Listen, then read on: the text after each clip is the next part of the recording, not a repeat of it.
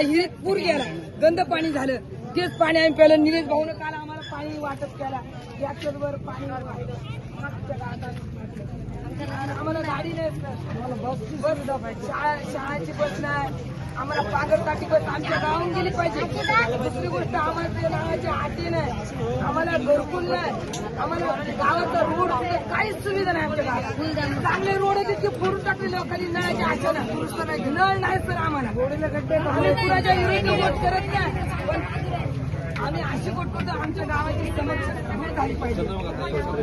बस चंद्रभागा बस sir, माझ्या गावाच्या समस्या ही विनंती सर्वजण ऐका शांततेने. बाया बसत आमच्या गावची पहिली समस्या साहेब, 8 तारखेमध्ये माझ्या गावाला शुद्ध पाणी पिण्यासाठी भेटलं पाहिजे. विहिरीची उंची वाढून विहिरीचा गाळ काढण्यात यावं, म्हणजे विहिरीचं काम आज झालं पाहिजे, ही विनंती 8 तारखेला. आणि दुसरा प्रश्न म्हणजे शाळेतले विद्यार्थी आज 2 महिन्यापासून जशी बरसात सुरू झाली, शाळा त्यांची जाणे बंद आहे. चौकी पाणी आहे, अडवलेले रस्ते आहेत, म्हणजे रस्ते असे आहे, नाला आहे, फुले फुलून पाणी जाते, निघून नदी आहे, इथं पाणी आहे. म्हणजे माणूस जर अटॅकचा प्रश्न असला, एखादी डिलिव्हरी बाई असली तर आजच मागते की तिला जाता येत नाही. सगळ्यात घोर समस्या आमच्या गावाची.